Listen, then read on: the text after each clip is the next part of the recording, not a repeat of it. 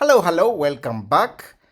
As we are entering this period of pretty much high inflation in which we are looking at potentially raised interest rates, we want to be buying some companies that can potentially act as a hedge to the current market conditions.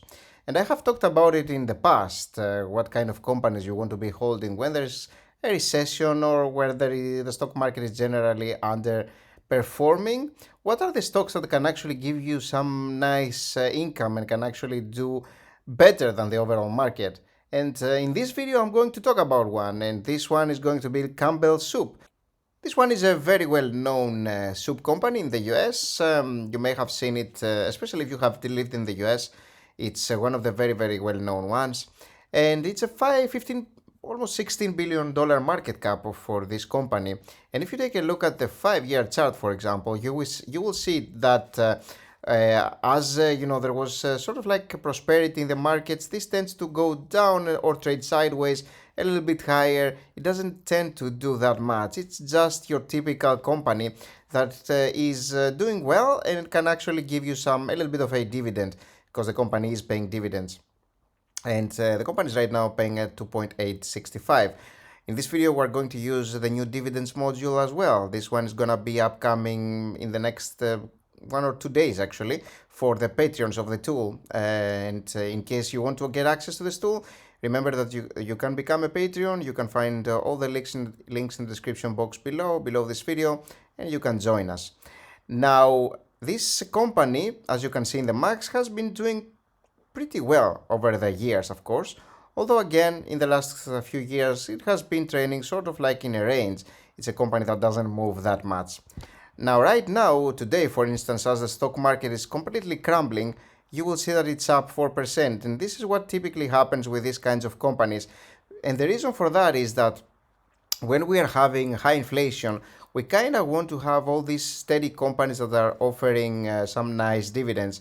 And especially when there are companies that sell products which are not cyclical in nature and are actually people need in order to survive. So they are not discretionary, so they are consumer non-discretionary, meaning that we need them, like apparel or food, things of that sort is things that we need to survive. We cannot just do without those.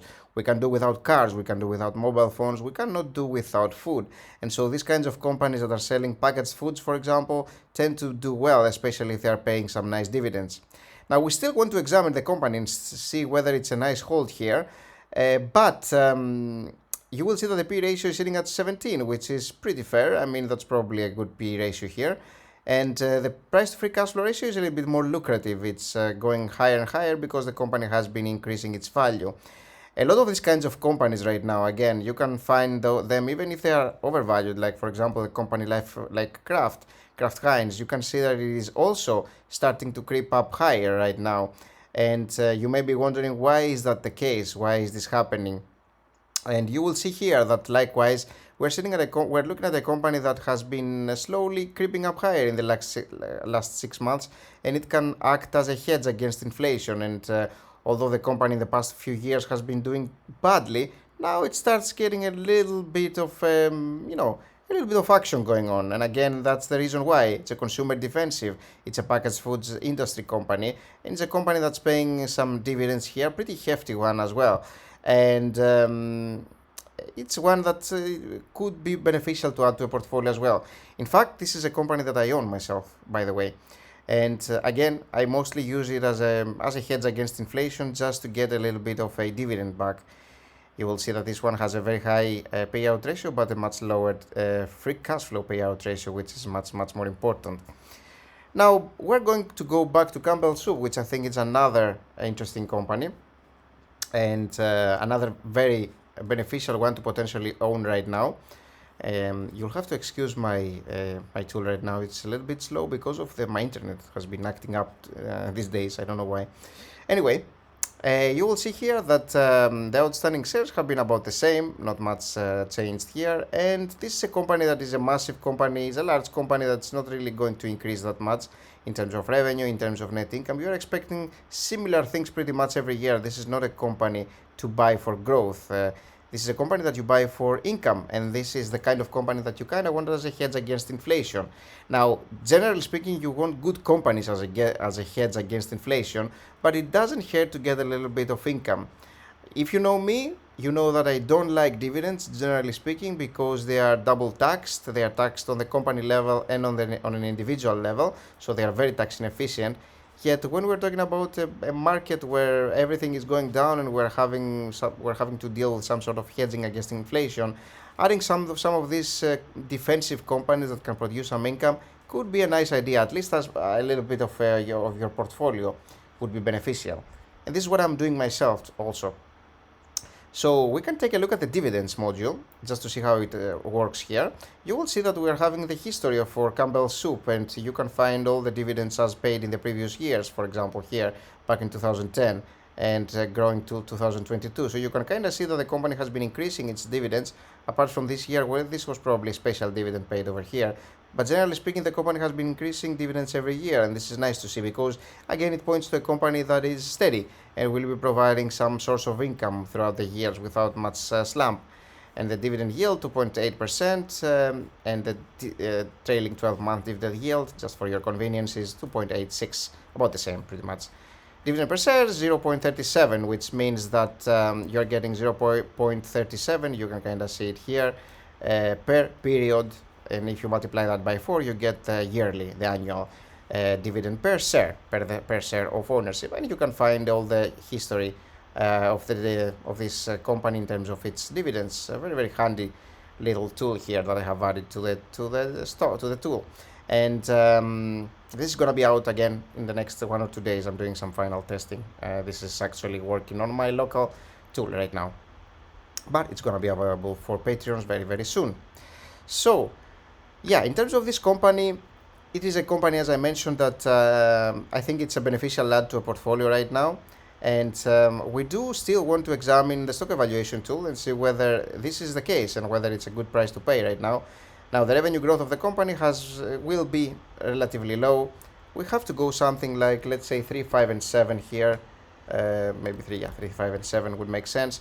Net income margins, they're about the same every year. Let's go 9, 10, and 11.